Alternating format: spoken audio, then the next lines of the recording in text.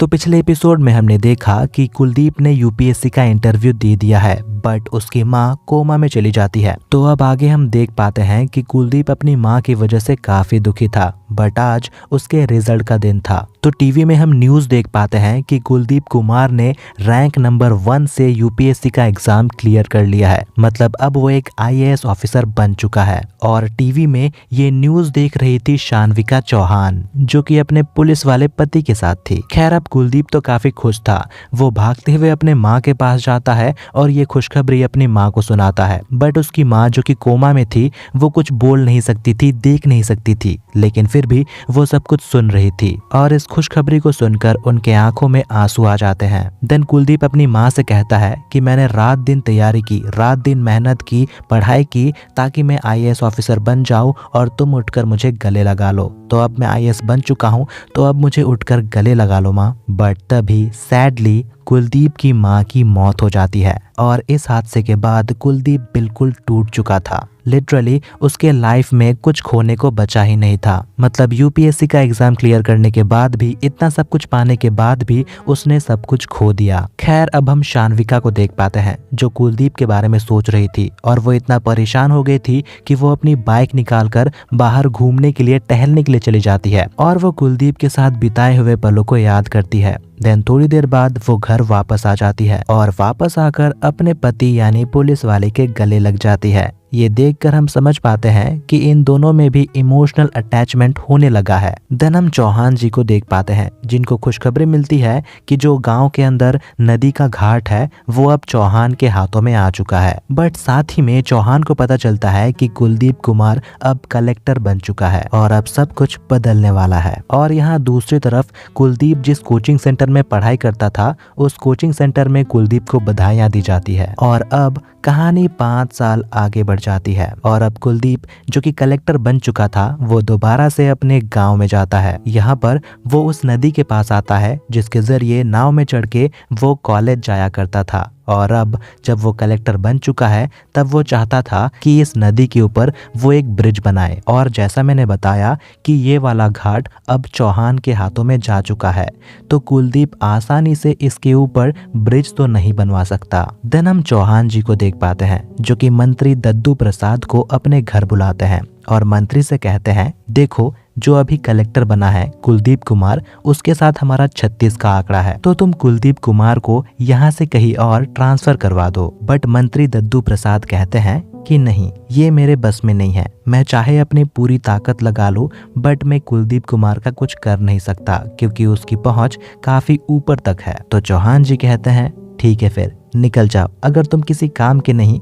तो तुम यहाँ से निकल जाओ। और अब इतनी बेइज्जती होने के बाद मंत्री दद्दू प्रसाद सीधे मिलने के लिए जाते हैं कुलदीप कुमार से और डायरेक्टली कुलदीप को एक ऑफर दे देते हैं। मंत्री जी कहते हैं कि देखो, तुम और मैं दोनों एक ही जात के हैं और दोनों का मकसद एक ही है, चौहानों का सर्वनाश। तो क्यों ना हम साथ मिलकर चौहानों का नाश करें। बट कुलदीप कहता है कि मैं अपना बदला खुद ले लूंगा, इसमें मैं आपकी मदद क्यों लूं। तो मंत्री जी कहते हैं कि नदी के पास जो आप ब्रिज बनवाना चाहते हो वो इतना भी आसान नहीं है। चौहान इतनी आसानी से वहां पर ब्रिज बनने नहीं देंगे, बट अगर मैं आपका साथ दूं तो कुछ भी हो सकता है। ये सुनकर कुलदीप कहता है कि मैं आपके ऊपर भरोसा कैसे करूं। तो मंत्री जी कहते हैं कि ठीक है, आप मेरी बेटी माला से शादी कर लीजिए। और अब इतना बड़ा ऑफर सुनने के बाद कुलदीप काफी सोच में पड़ जाता है। बट मंत्री जी कहते हैं कि कोई बात नहीं, आप पहले आराम से सोच लो और फिर मुझे बता देना। देन हम मंत्री दद्दू प्रसाद की बेटी माला को देख पाते हैं, जो कि काफी पढ़ी लिखी थी, लेकिन वो कुलदीप से शादी नहीं करना चाहती थी। माला अपने पिता से कहती है कि मैं कुलदीप से शादी नहीं करूंगी क्योंकि मैं उसको जानती ही नहीं हूँ। बट माला के पिता समझाते हैं कि देखो, कुलदीप काफी अच्छा लड़का है और वो अब एक आईएएस ऑफिसर है, और अगर तुमने उसके साथ शादी कर ली तो हमारा पावर भी बना रहेगा। बट ये सुनने के बाद भी माला अपने पिता को मना कर देती है। बट फिर उसके पिता कहते हैं कि ठीक है, तुम बस एक बार उससे मिल लो, अगर अच्छा लगे तो ठीक है, ना अच्छा लगे तो भी ठीक है। और फिर दूसरे ही दिन माला कुलदीप से मिलती है। दोनों एक दूसरे से छोटी मोटी बात करते हैं। फिर माला कुलदीप से पूछती है कि आप तो मुझे जानते ही नहीं, तो फिर आप मुझसे शादी करना क्यों चाहते हो। तब कुलदीप कहता है कि जानकर तो बहुत कुछ कर लिया है और अब सब कुछ समय के हिसाब से होगा। समय के हिसाब से हम दोनों भी एक दूसरे को जान लेंगे। और इतना कहने के बाद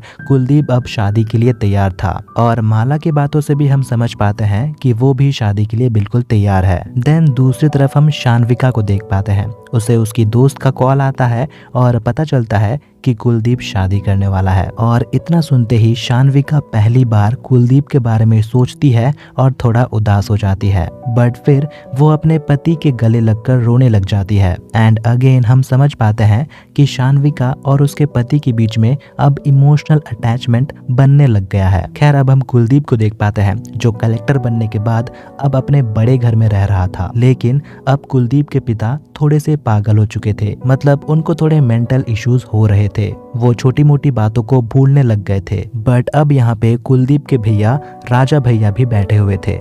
राजा भैया कुलदीप से कहते हैं कि भाई गांव पे जो तुम्हारा घर है क्या उसे दोबारा से बनवा दे। बट कुलदीप कहता है कि नहीं, वो घर तब बनेगा जब उस घर को जलाने वाले लोगों का सर्वनाश होगा, यानी जब चौहानों का नाश होगा तभी कुलदीप अपने उस गांव वाले घर को दोबारा से बनवाएगा। और अब हम मंत्री दद्दू प्रसाद को देख पाते हैं। ये सोच रहा था कि कुलदीप अब इसका दामाद बनने वाला है, बट तोहफे के रूप में ये कुलदीप को क्या दे रहा है, बस एक छोटा सा ब्रिज। तो अब दद्दू प्रसाद सोच रहा था कि नहीं, कुलदीप को मुझे कुछ बड़ा देना चाहिए, कुछ बड़ा गिफ्ट करना चाहिए। लेकिन इस मंत्री के मन में क्या चल रहा था, ये कुलदीप को क्या देना चाहता है, ये तो हमें पता नहीं चलता। बट दूसरे ही दिन हम मंत्री जी के एक आदमी को देख पाते हैं। ये आदमी नाव में बैठता है और नाव में छेद कर देता है, और जैसे ही गांव के बहुत सारे लोग नाव में बैठते हैं, ये मंत्री जी का आदमी नाव से बाहर चला जाता है। यानी ये चाहते थे